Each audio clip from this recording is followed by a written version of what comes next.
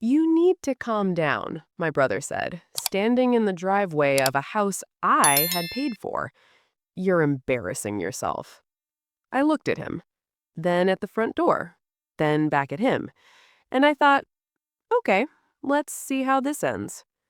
My name is Tanya Briggs. I'm 36. I work as a loan processor at a mid-size mortgage company in Charlotte, North Carolina, which means I spend every single day reviewing credit applications, debt-to-income ratios, and property documents.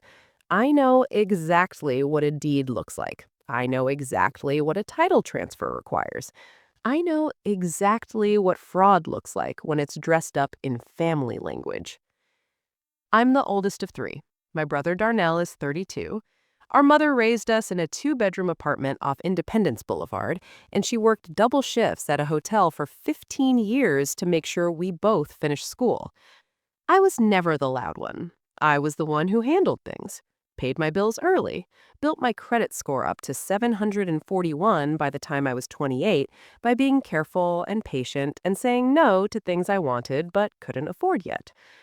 I wasn't rich. I drove a used Nissan Altima and brought lunch from home 4 days a week.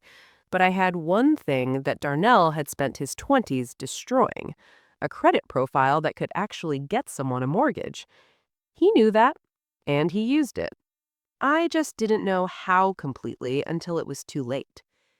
Before I get into what happened, where are you watching from tonight? Drop it in the comments. Seriously, I love seeing how far these stories travel. And if you've ever trusted someone in your family with something important and regretted it, subscribe. You are going to want to hear how this ends. It started 2 years ago with a phone call that sounded like a favor.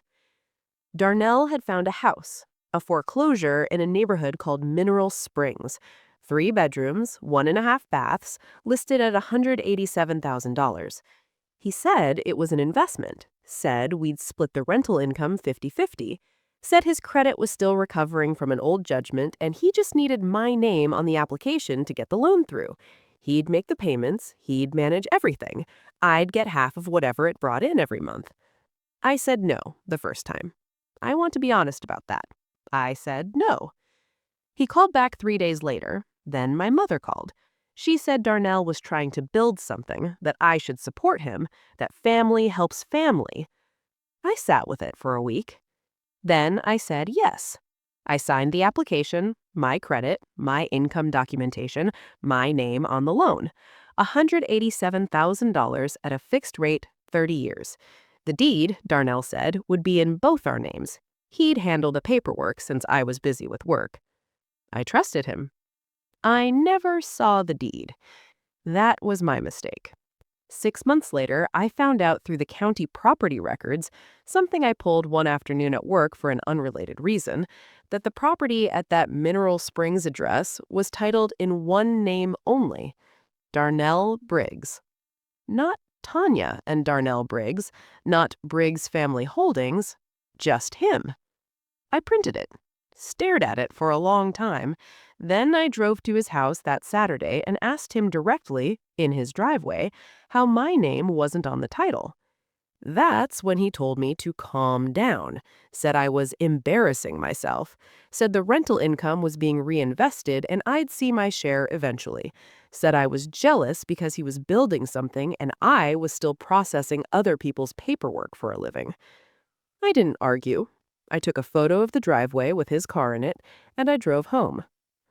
The next 3 months were slow and calculated on his side. At my mother's birthday dinner, he brought it up in front of everyone, said I was making things difficult over a misunderstanding.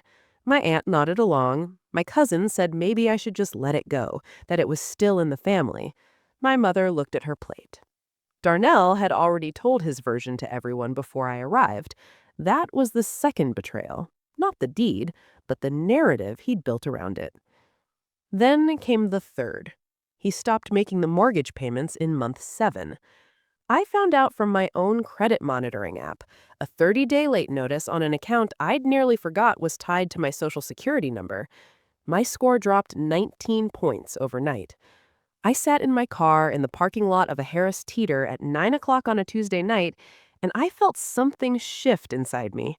Not anger exactly, clarity. What they didn't know was that I had spent the previous 8 weeks doing something very quiet and very specific.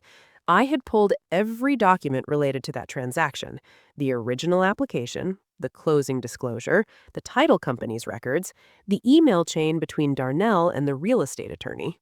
I had a folder, a real one, printed and organized the same way I organize client files at work.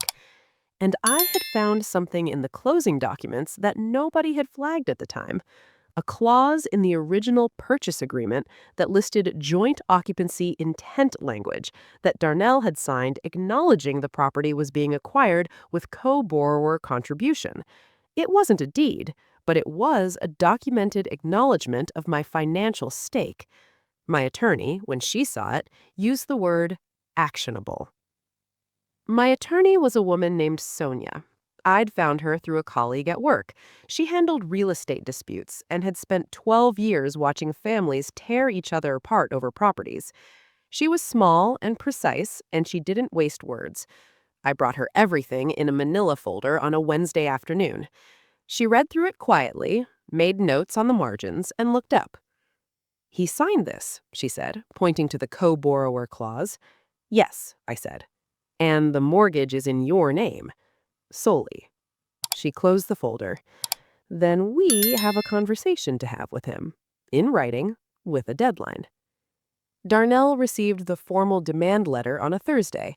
It cited the co-borrower documentation, the missed payments, the title discrepancy, and requested either a formal deed correction, adding my name, or a full buyout of my financial contribution within 30 days. It also noted that the missed mortgage payments constituted a breach of the verbal and documented agreement. He called me that same evening. "You got a lawyer involved? Over family?" I let him talk. He went through the whole thing. I was being dramatic. I was going to destroy the family over money. Our mother was upset. He'd been meaning to fix the deed. The late payment was a mistake. I waited until he finished.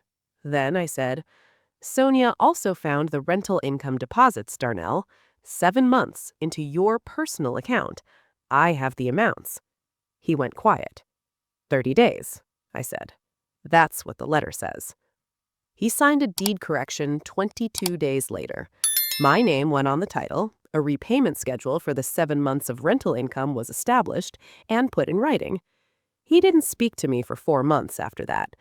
My mother was quiet about it for a while. Then, slowly, she started calling again. She never said she was sorry, but she asked how I was doing in a way that felt like she meant it.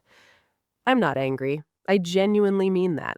Darnell made a decision that a lot of people make. He looked at someone who was reliable, and he leaned on that reliability past the point of respect. It's a human thing to do. It's still wrong. I check the mortgage account every month now. Payments are current. My credit score recovered.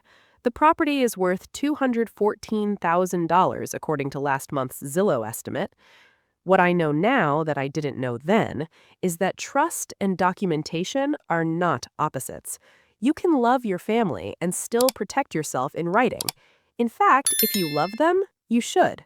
It keeps everyone honest.